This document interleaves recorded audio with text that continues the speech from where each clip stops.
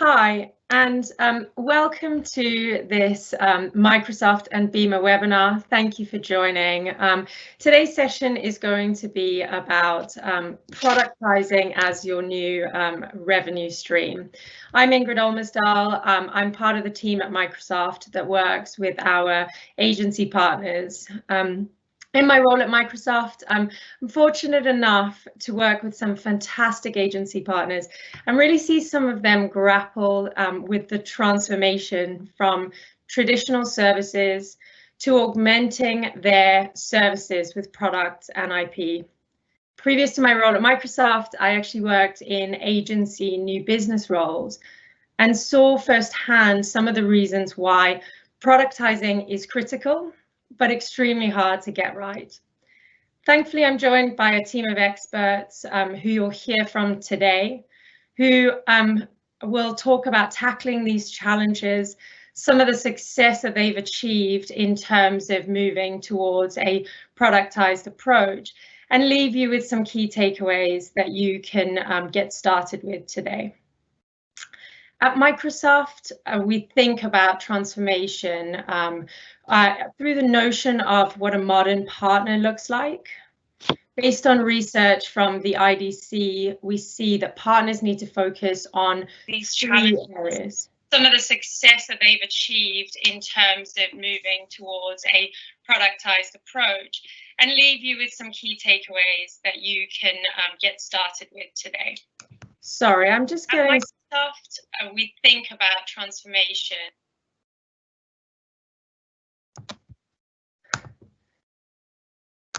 Right, sorry, I was just getting some feedback through there. So, we think about this transformation through kind of three key areas based on some research from the IDC. So the first area is really kind of, how do we help agencies think about modernizing sales and marketing, as customers are changing their buying processes to be more online, how do you evolve to meet this?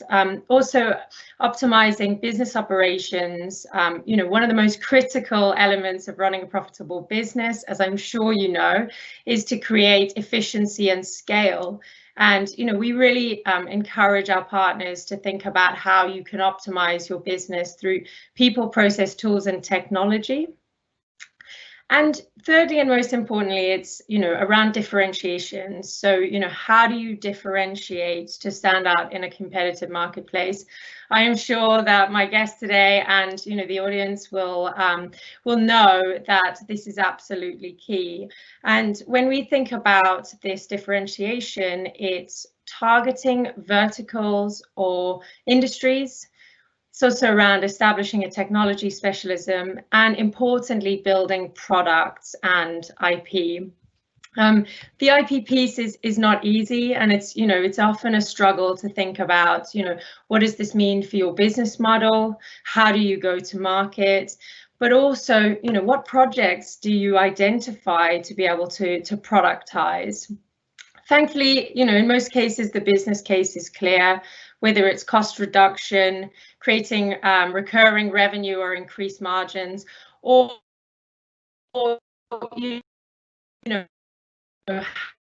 products in your competitors. At Microsoft, we work in partnership with our agencies to kind of work through this transformation together, from identifying what to productize through to a three-step process. First of all, looking at the MVP, how do you think about that kind of first product and, leverage Microsoft's cloud technology to be able to build those products, and enabling your engineering teams with the right capability to build on our technology. Steps 2 to 3 is around, the value proposition, determining what will differentiate your solution in the market and how to scale that solution through a partner channel strategy into new customers. And finally, while this transformation, I think, has been a hot topic for a number of years, with the current pandemic, we're seeing more and more need to create these recurring revenue streams and lower costs. With that, I'll introduce my guests. Today, I'm joined by 4 fantastic speakers. Magnus Flinchett, MD for CX and Innovation Consulting, EMEA and APAC at Publicis Sapient. Mateusz Kaminski, Director of Software Products at Wunderman Thompson, Experience Technology Consultancy Cognified. Harpreet Bushell, Chief Growth Officer at Lab. Eric Topham, Co-founder and Chief Data Science Director at the Data Analysis Bureau. That's all quite a mouthful. So each of them will take a minute to introduce themselves and also just give a viewpoint from their perspective on the subject before we open it up for discussions.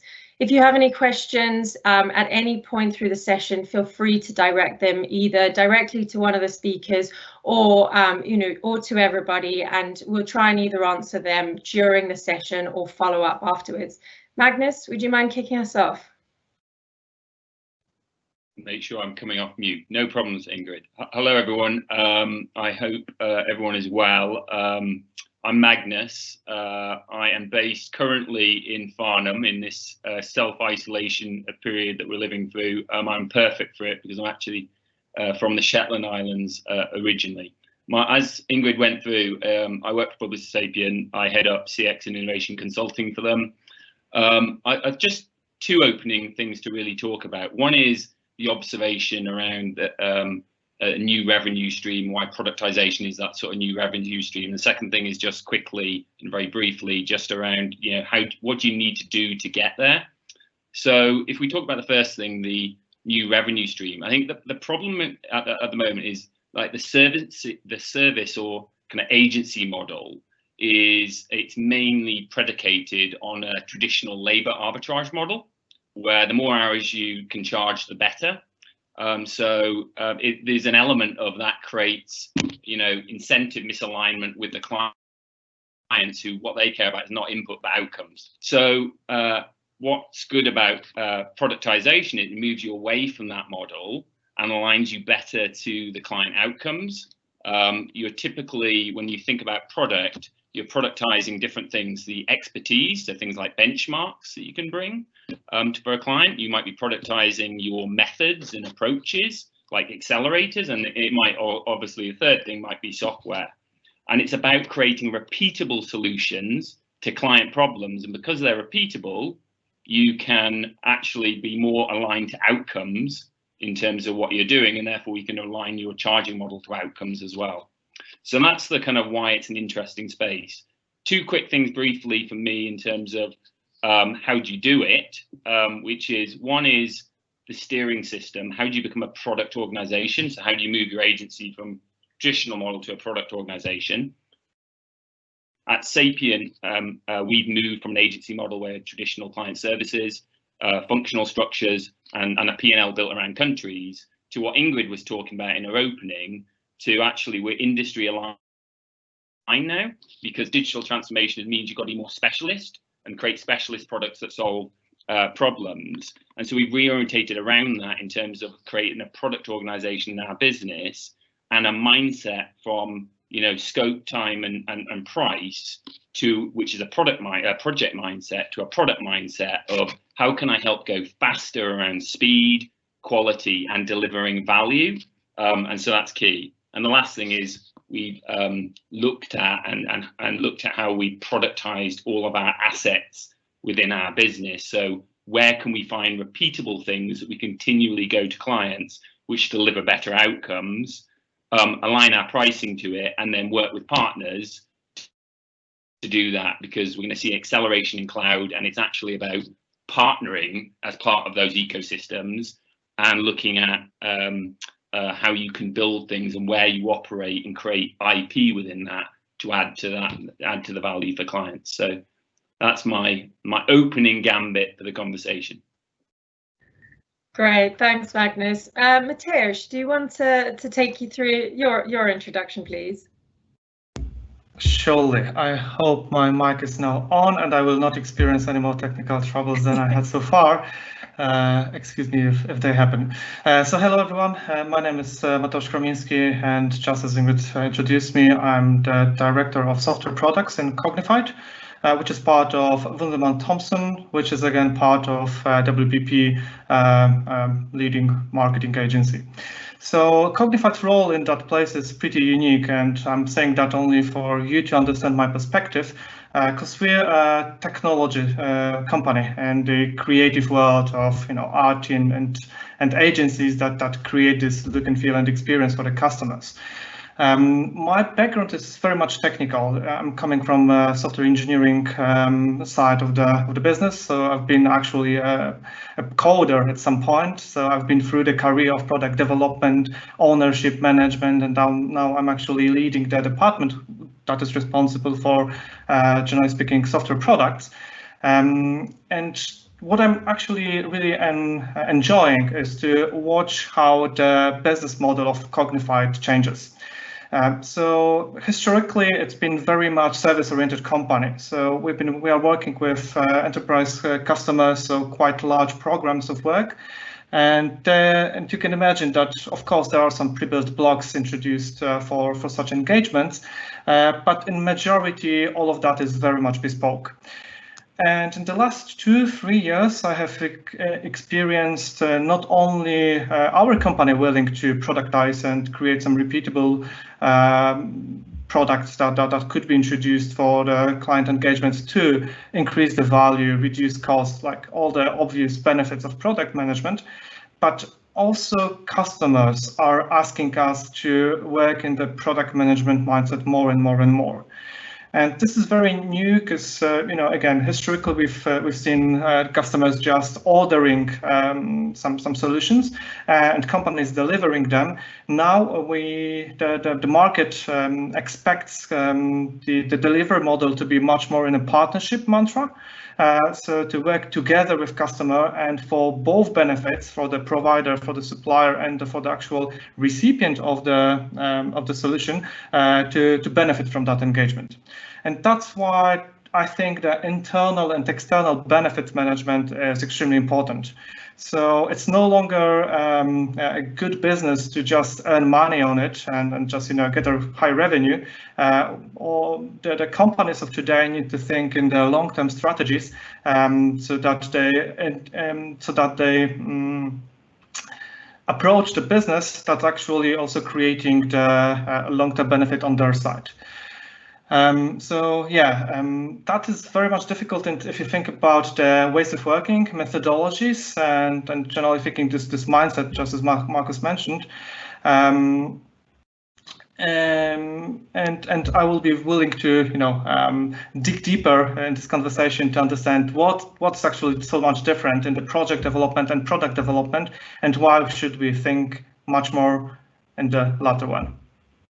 Great, thanks, Mateusz, and definitely keen to kind of dig into that, that mindset topic a bit more. Harpreet, would you like to introduce yourself, please? Yeah, so I'm Harpreet. I realised from your intros that I need a lot more labels after my title because everyone else's was way more impressive. My angle is probably quite different to most of the other guys because I've always been in account management or client services or on the sales side of the business. So it's really looking at how we package these things up to clients and how they respond. And a few years ago, a client said something to me that kind of replays in my mind more than anything someone else has said, was they buy for BAU and they build for competitive differentiation. And I think that's what's really interesting in the way we approach and have in organizations to product versus services. So where it's important to have that product and IP, it's also important to understand what customers see as commodity and what's very much business as usual and just speeding up kind of the speed to market. I kind of worked in that space in a company about 10 years ago when everyone was doing intranet in a box. And I think what was very interesting there was a lot of small companies were trying to build a product. And a lot of it is a conflict between services and products. So I think it's in some of the questions that you asked later about the cultural change is you have these engineers and developers who are really about complex business challenges and that's what they love to do and that's what they work for. Whereas setting up a product department is almost like when companies first set up a support department, their level of engagement, the kind of people that want to do that work in terms of support tickets, incremental improvement, and developing that overall offering is very different to the people who want to solve big problems, do the integration works, the rest of that. So there's a lot in that aspect that wants to be done. And then also how you communicate that to clients in terms of messaging. So product companies still now go for solutions versus features, but where you're selling the benefits like time to market, and we already have this IP, how do you then challenge the argument that says, well, you've already built that, so I'm not paying for it, and that should just reduce your overall cost that you're delivering to me. So that's kind of the product side. The other side I see is very much the competitive differentiation, which is the really high-end consultancy. So how do we package that up to make it really easy for everyone in our organization to sell it, for partners like Microsoft or any of the platform providers to sell it and be able to talk about our business in the way that we want to, but then without making it kind of formulaic or cookie cutter. So examples of that will be kind of innovation workshops or quick start discoveries. How do you make it easy for people to be able to say what the outcomes of that are and what your process is, rather than make it feel like you're just going to churn them through a machine like you do your other clients. So yeah, that's kind of my perspective on it. So I look forward to talking to all these people that we can't see about it. Thanks, Harpreet. And Eric, last but not least, please. Hi, yeah, so hi, I'm Eric Topham. I'm the Data Science Director at TDAB, which is less of a mouthful. And yeah, so TDAB is a data science and engineering innovation company. And we have sort of come solidly along the path of service provision. We specialise in developing machine learning driven applications for our customers, plus sort of the wrapper of analytics services, engineering to support it, cloud architecture to house it all in, and so on and so forth. And so we're actually now on the path ourselves of making this strategic shift towards product.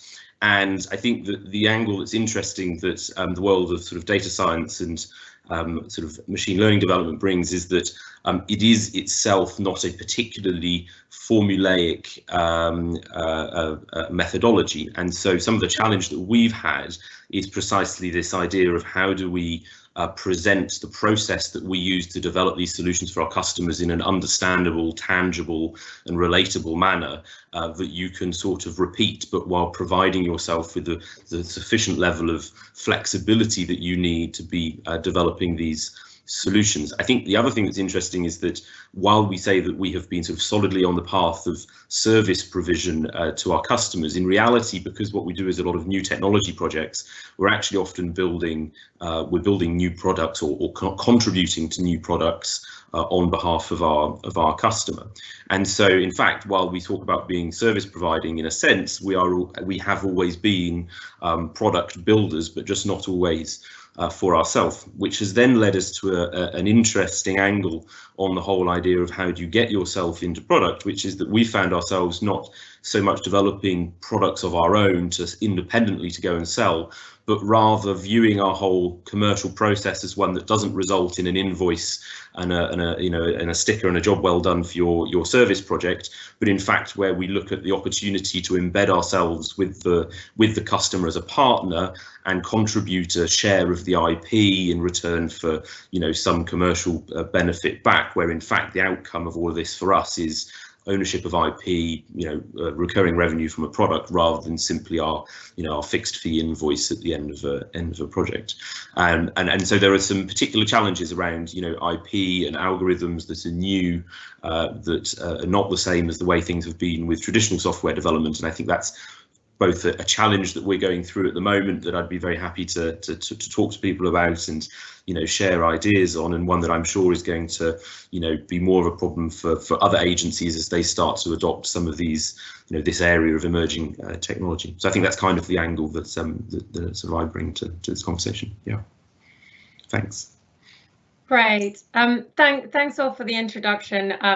I think there's so many questions already that's just come out of that. I think the first thing that I want to kind of tackle is, a few of you have mentioned culture, and I think when we think about product companies versus agencies, the cultural difference is, is enormous. And, some of those inherent cultures that you need to be successful when it comes to products almost clash with, some of the cultures that so many great agencies are built up on.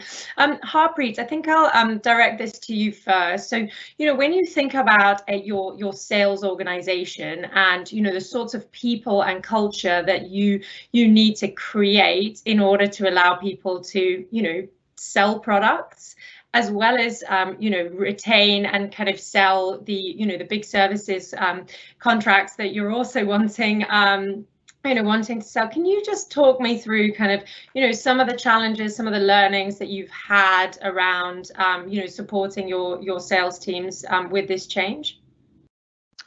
Yeah, I think it's quite difficult to just differentiate, separate out the sale, because a lot of the sale will be kind of the project management, the technical director, how they're talking through those aspects. So I think sometimes if you're trying to productize in a traditional services company, if you haven't brought people along that journey and they're not completely bought in, then that resistance, even if it doesn't come across explicitly, it does come across implicitly, because they see you as commoditizing something that they do, which is really highly skilled. And the drive and the enthusiasm's not behind it always. And I think it comes down to what kind of salespeople you have. There's some people who are very confident practicing a demo, knowing how to talk about products and features. And then there's people who I feel like I'm more on the side of I love solving the business challenges. It's about where are you trying to go, and then how do we solve those solutions? So I think they're quite at odds with each other. And I think that a lot of people are maybe comfortable doing the services and then doing slight products. So a bit more of the hosting, the support, the kind of traditional repeatable revenue. But I think I haven't seen many people that can do the product and the services, which is more of a consultancy piece, really well. Mm-hmm. And sorry, just building on that, if you then need to hire, a whole new team of people that potentially are able to kind of sell the product side of the business, that feels like a pretty big and kind of scary investment that, an agency would need to think about. Are there ways that you kind of think about achieving that scale with some of your products that isn't about just, hiring new people, potentially kind of, retraining some of your sales teams to be able to do that? Yeah, I think where we've done it before, because the product seems to grow slowly and it's installation by installation, it's not as much as a big investment up front, and it is that slight mind shift. So I think it's okay. It's just that if you have to be careful about that mind shift, because if you've still got the services people, what they're going to try and do is sell that product and then sell huge amount of services revenue over it. So it's about what the end goal of is that product. If it's just an accelerator, then it's fine. Actually, that's an avenue and a door opener for the massive services bit. But if it's a product that you really want to sell product, you want to teach them to customize as little as possible. So I think some of it's just understanding where that end goal is with that product. If it's ultimately separate out the business, sell it and make loads of money and keep services on the other side. And I think you see that it's in product companies as well, right? You see the Adobes or the Microsofts or the Cycles kind of go down there trying to sell services, and then they're trying to grow. They always seem to expand and contract in terms of what they're selling, how they understand what they're trying to sell, and how they compete with the traditional services agencies. So I don't think I've answered your question, but it's a challenge, and it's understanding what the end goal is, right? Where you want to make most of your money, whether it's product or services. That's great, thank you. Mateusz, I guess you have a kind of almost the opposite view to Harpreet in terms of given your role is kind of more from an engineering background. But I wonder, I know that your business is, has created some great products, is in the process of kind of that transformation, but is also very much focused on, the kind of big services part of your business. Can you talk me through, I guess, some of the cultural challenges and changes that you've seen in your business through this change in approach? Definitely. Before about the culture, let's touch on the actual services. So Yeah, there are quite many models how we can benefit revenue-wise from the products. And what I learned is that focusing too much on the revenue could be actually a dead end for some type of the products. And we've been really successful in deploying a solution on the market that actually, if you think just from the financial side of it, wasn't a great success. But if you think that we've built 80% of our total company revenue on top of that, of course, it's very difficult to attribute how much would it be possible without it, and how much it was actually crucial to get such a service with the product installed first. That's very difficult to assess. But the fact is that the general consensus in the organization is that yes, it's been really helpful. It's been really helpful to build the revenue. It's been really helpful to convince our customers that we are the right service provider for them, because we are using this and that tooling behind the scene. So that's from the service angle. Cultural wise, I think that again, getting back to the actual development of the product, it is really difficult to change the mindset of people overnight.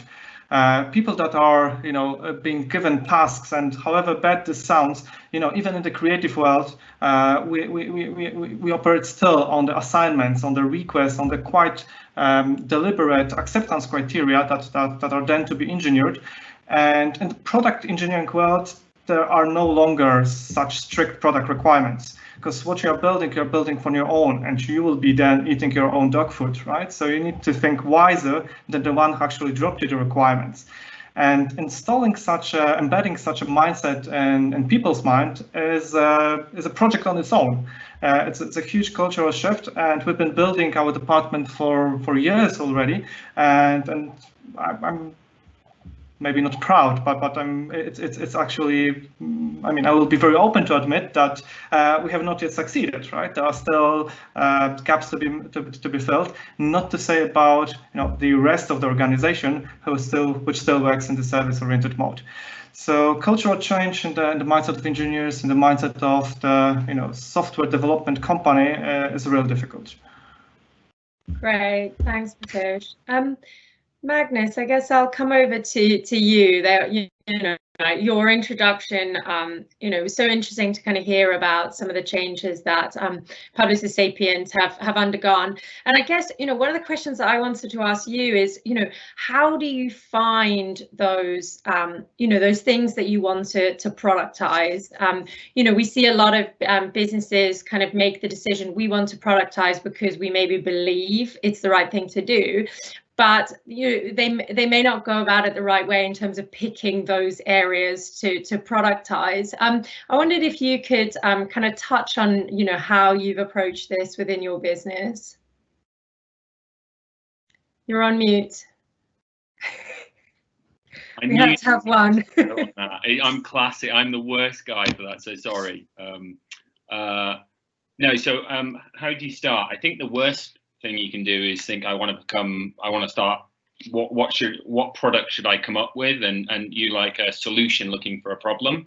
It's like, what are the jobs to be done for your clients? And actually, I think the word I would use to describe it is, how can you harvest what you have?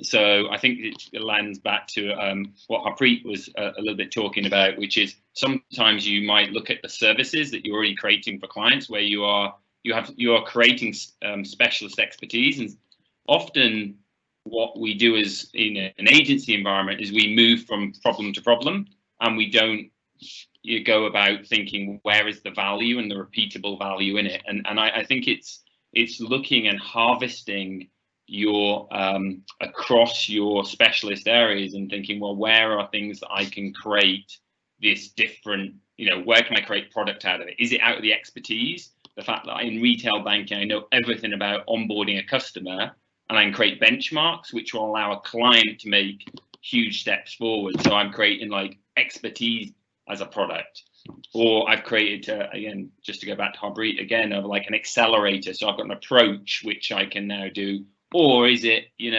on more on the software side, where I've got like, I'm creating a piece of software. So for me, I think where we're seeing the most success is actually starting to harvest and go through, look across all of your accounts and across those 3 dimensions of what I think you can productize, and think, you know, where is the value? And it is not a quick win, but it's more like a startup of just starting to go, look, how can I build things and start to test and learn around the commercial models that support that. Because there's different ways, a package service, or you can do product with, then actually you almost give away the product, because there is, you know, you sometimes think all the money is in that, but often the license cost can be lower, and actually you're making it all in the support around it. So there's different ways you can run it, but the main point is harvest what you have, and look at how you can productize those components, as opposed to a clean sheet of paper. And it will require a different way of wiring your organization to support a product, ongoing product, versus a project. And so you need to recognize that, and culturally, to connect to the cultural question, you need to look at how you are adopting product owners with perhaps different commercials, and even potentially different legal constructs around it. So like special purpose vehicles, joint ventures, or specifically if you're doing it with partners such as yourself, Ingrid, in terms of Microsoft. Mm-hmm. Yeah, it's interesting you say that, you know, we think about it as kind of a stickiness factor, you know, even if perhaps the product isn't, you know, the thing that you earn your kind of big revenue on there, you know, does your product make you sticky within your customer, and therefore, you know, there's a whole load of other benefits that you can get around that through the long-term relationship. And I think, you know, Eric, you kind of touched on that in terms of your intro about, you know, how do you embed yourself into customers long term. You know, I think I'm really interested to tackle that question, but also, you know, the other point you raised was around, you know, the kind of ML and AI challenge, and, you know, you're focused on creating products around that, and we work with a lot of our partners around that same question is, you know, how do you create IP, you know, leveraging those technologies, knowing that you know, there are an evolving set of technologies. And, you know, I wondered if you could just pick that up a little bit more and maybe talk me through some of the, you know, the way that you're tackling that as a business. Yeah, sure. So, in fact, the question of, you know, how, you know, this bit about, you know, embedding yourself with the partner, for us actually is almost a fundamental point about protection of IP for algorithms, right? So, IP protection on algorithms is very difficult, but one of the easy ways that you can, if you wanted, for instance, to patent an algorithm, is to have it embedded within a piece of hardware where it fundamentally affects the functioning of that hardware. And so for us, this is when we look at our opportunities on projects that we're working on, where we might think to ourselves, hey, you know, this customer we're working with them to develop a product that we think has got real market value. We wouldn't mind getting involved in this. One of the things that we look at is this aspect of, are we embedding something into a product that the customer that will then become our partner actually has?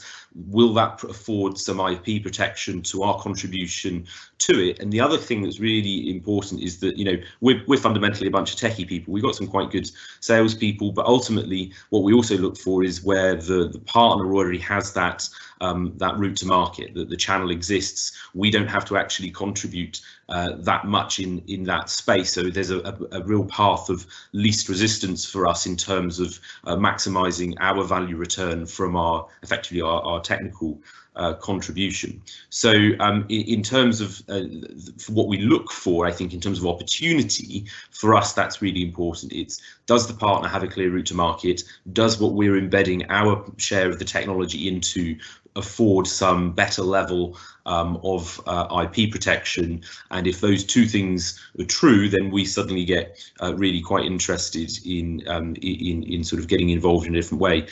In terms of that, then how you wrap up that embedding, the point that was just made about special purpose vehicles is very 100% applicable to us. We are in the process at the moment of building out a couple of those. We find that to be a very convenient way of wrapping IP into a vehicle.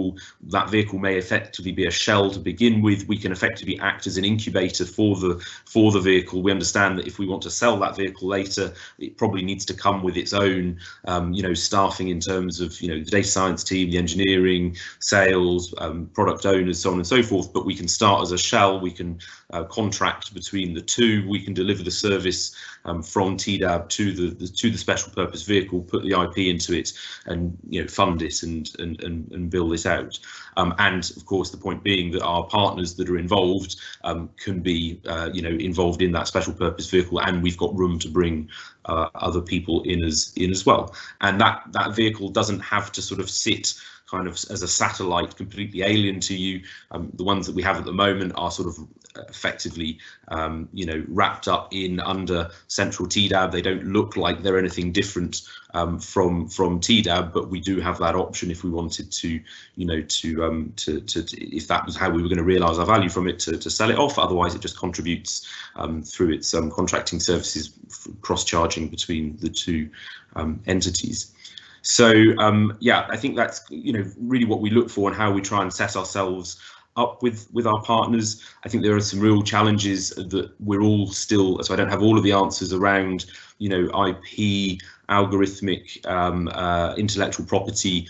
There are big questions, in fact, about really whether you should, if you're working in this particular space, be worrying about the intellectual property of the algorithm itself, or whether, in fact, really the value that you should be looking for and the IP that you should be trying to hold on to is on the data sets themselves that are used to train those. Those are an open question. Depending on what IP lawyer you speak to, you'll get a slightly a different response. But yeah, for us, that's, I think, really how we kind of look at the opportunity to embed ourselves with the customer. And the final thing I'll say is that we actually have sort of, and in this sort of, there's a bit of a journey to getting to that point. So we tend to go from, we do R&D in partnership with universities, notably Imperial College, and that's one sort of element, the first stage of the journey of an idea. Then what we learn from doing sort of the R&D side of things, we move into our services side, which for us is effectively we view as kind of market testing.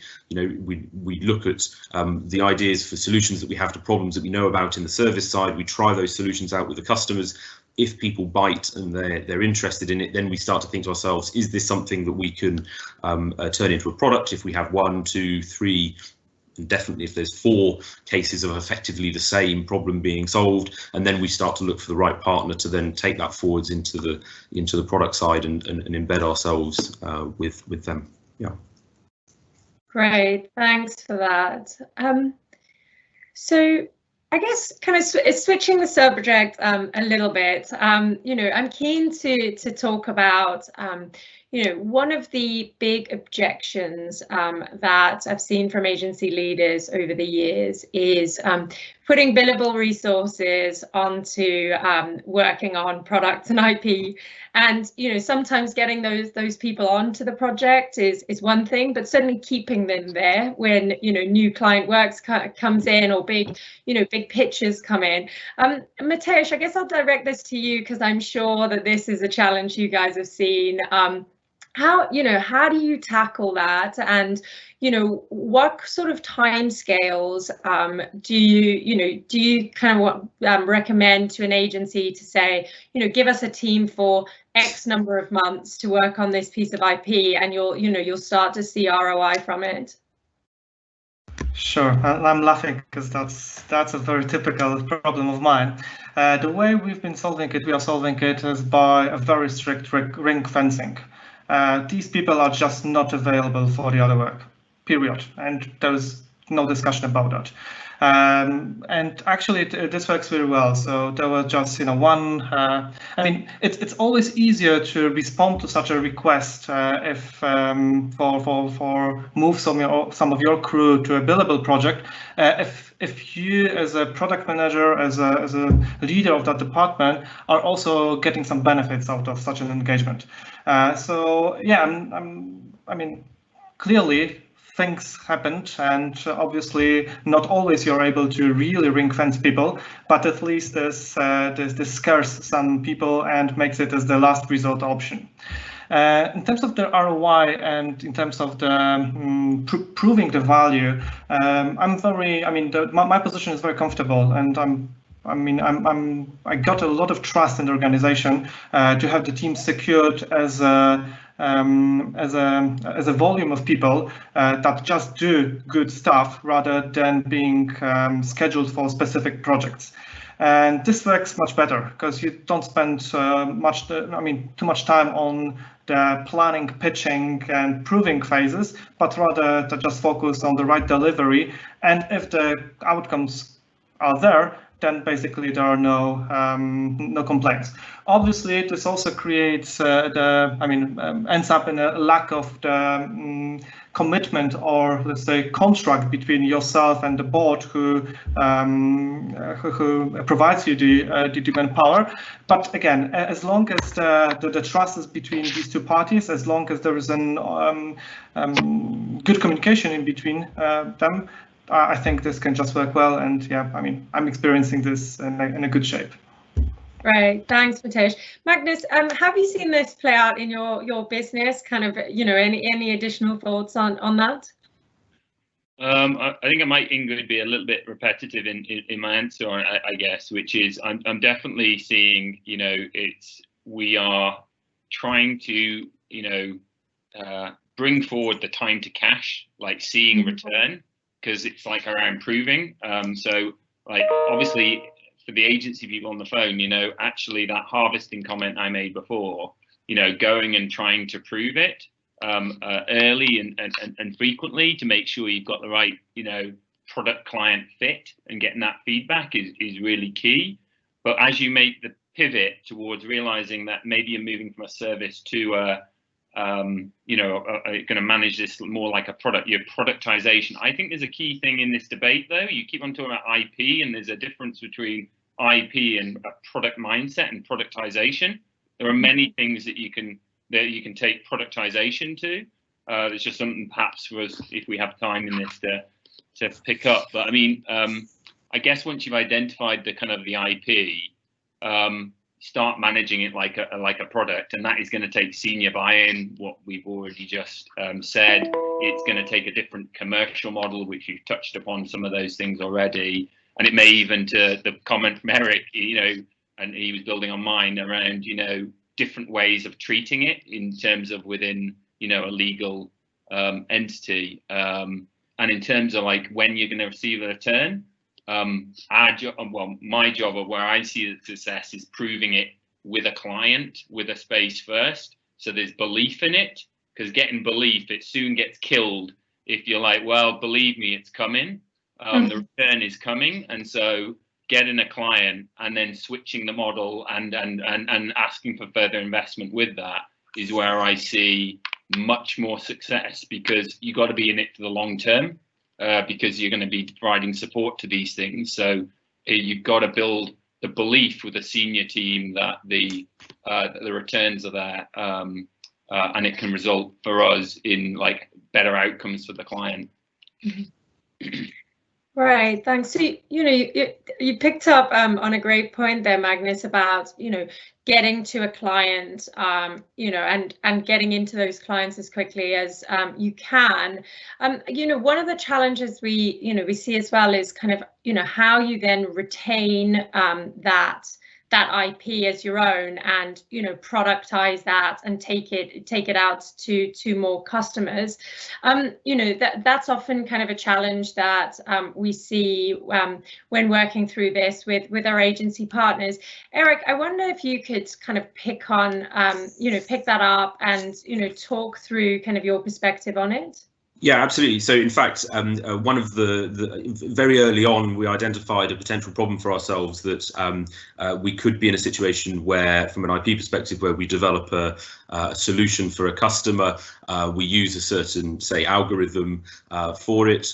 And we find ourselves with that algorithm suddenly wrapped up into the IP that we've passed forwards to the customer. Our sort of our general standpoint, which I think most people's is that, you know, in return for the service, the IP accrues to the customer. And we thought, well, this is an awful problem, because we could effectively box ourselves in by not being able again to, you know, having been a bit a bit uncareful with our IP terms, find ourselves suddenly unable to use a very useful algorithm type for a very useful type of problem, but with no one else, because we've somehow wrapped that up and into somebody else's IP that we've passed forward. So what we did, and it took quite a lot of time and effort, and I think it's an ongoing, evolving thing anyway, as we've come up with this. I said we've come up with it. I mean, it is a known concept, but the idea of foundational and application IP.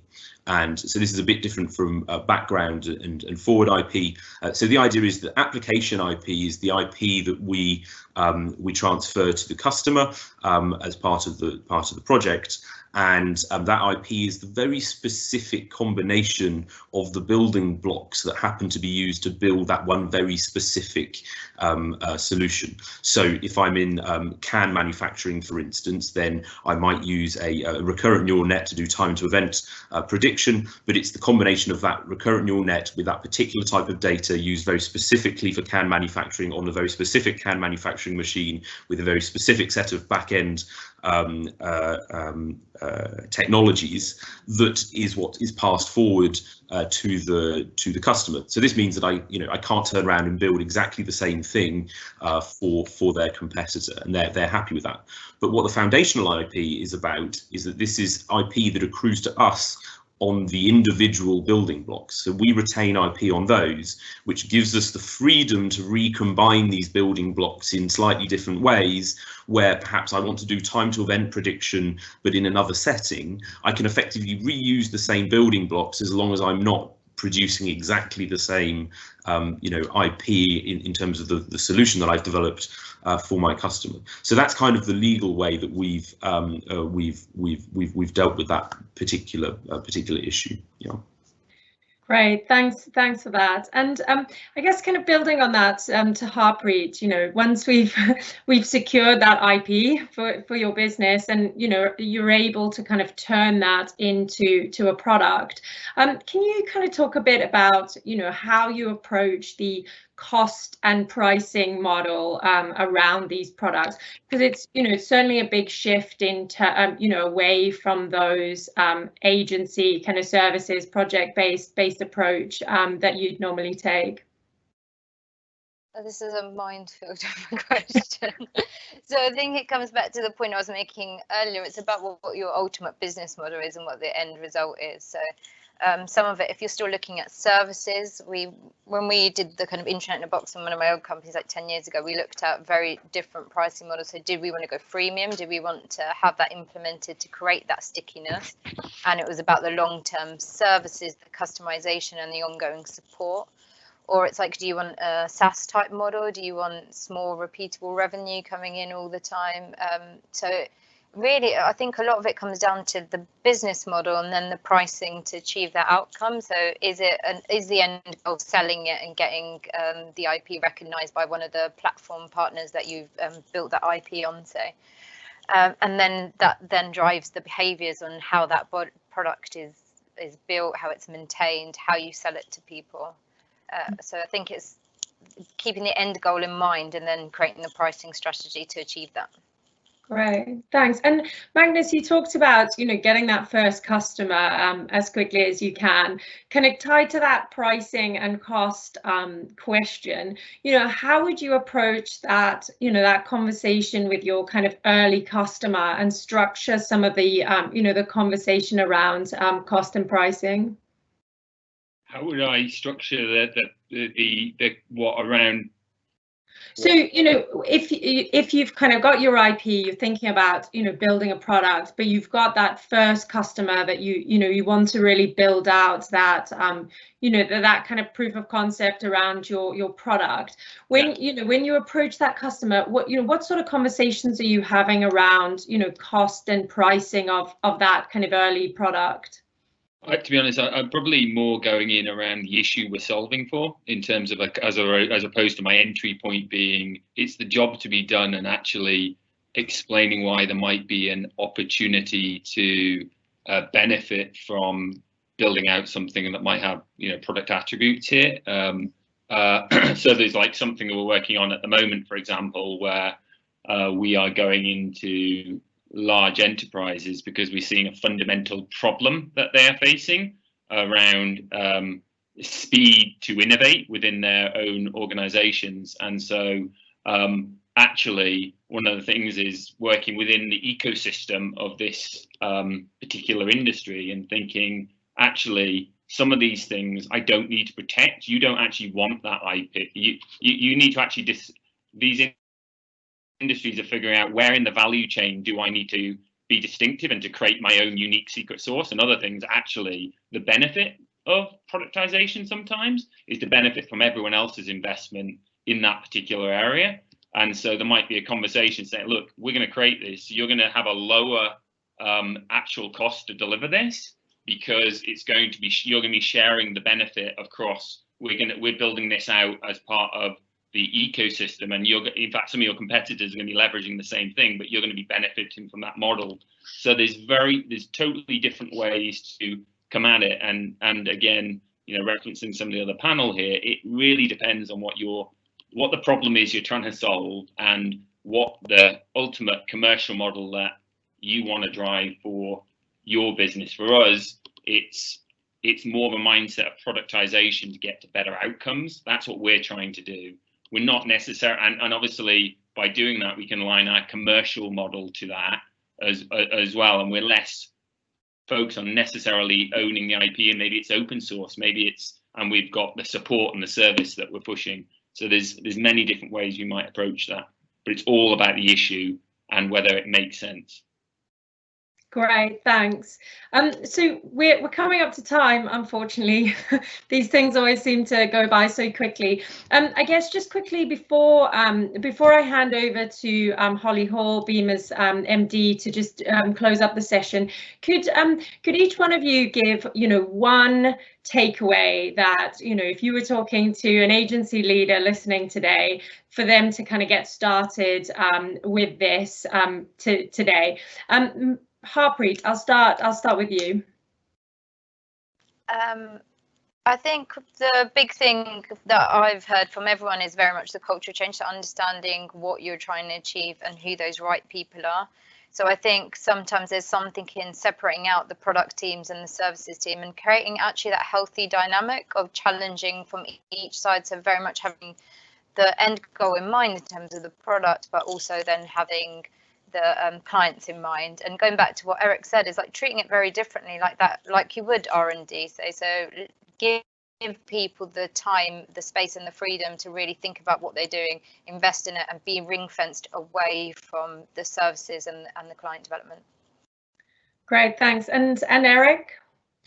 Yeah, so I think so I agree with that wholeheartedly, but I think just to give a slightly different one, then I'd say that for us, the thing that we learn is really to start to look at the end product of what you do as not being a service and an acceptance form and an invoice, but in fact it's either a slice of IP or part ownership of a product, and so therefore it's really about starting to look beyond the sale of your service and understanding, well, is this particular partner that I'm dealing with somebody that in fact there's greater opportunity there through, you know, product development and contributing something to that, and trying to understand, you know, which of those are the right ones to go for and which of, you know, those partners are not the right ones to go for. I think that's kind of what changed for us anyway in our mindsets. Yeah. Great, Mateusz. Yeah, so a key takeaway I think would be to wear your customers' shoes. listen to your offer, listen to the product, see what benefits are you providing, and think whether that's actually something that you would buy. Too often we overcomplicate on the supplier side and we provide just too many options, while the customer just wants a very straight view and wants a very simple answer to the question they are raising. Right, thank you. And Magnus? Yeah, so I would say maybe I would offer that it's more about productization rather than just necessarily just the IP bit. That might feel a bit daunting for people in terms of creating like unique IP, and more taking a product mindset to your business. And within the spirit of that, what I would be advising people who are thinking about this to do is to do an audit of what they have. It's that harvest comment. Like, everyone has got something. It's just we've got a mindset of do it for the client. We're focused on the client. We move it on. We go to the next thing. There is something you have, but you have to take that product mindset, and then culture comes. Build culture around it, and then you're going to get to, should I actually manage my business like a product organization, which is basically setting that in concrete in terms of the way you're managing your agency. But my starting place would be just to harvest what you have. Actually, I would add to that I forget that for us, actually, one of the big things was that we learned was to, I spoke about sort of the R&D, the service, and then into sort of product, and I think that's spot on, which is that we had to very consciously build a process where we moved ideas through those 3 stages, and we maintained like a list, and we still do, a list of ideas that people contribute into. These are maybe the next product things that we could be doing, and then we prioritize those. So I think like very consciously building that architecture in your organization to do exactly what Magnus is saying, I think that's really important. Great, thank you. That's all really useful. Thanks as well to, there's been a number of questions that have come through from attendees. If you haven't felt that we've answered your question throughout the session, I'm sure the panelists won't mind if I say, reach out, kind of ask those questions, and engage with us afterwards. With that, I'll hand over to Holly. Thanks, Ingrid. Thanks, everyone. Eric, Harpreet, Matthias, and Magnus. That was brilliant. Really, really insightful. So this session is available on YouTube. It's also available if you just use this link, the link that you use to access the session. You can watch a playback of it at any point. We'll also be sending a roundup to you and over the next couple of days. As Ingrid said, I know there was tons of questions, so we'll try and get those answered in the roundup. And also, please do, go and bother everyone on LinkedIn, etc. You've had the invitation, so go for it. So that's that. The next Microsoft and BIMA event is a masterclass on language. So looking at the language capabilities of AI, and that's on the 16th of June. And I would also urge you to go onto our website and register on the Microsoft partner page just for more information, because there's lots of interesting things and opportunities and access you wouldn't normally get that we funnel through that page. So that's me. Thank you so much, everyone. Have a good rest of your Wednesday, and we will see you soon. Bye. Thanks, guys. Thank you. You.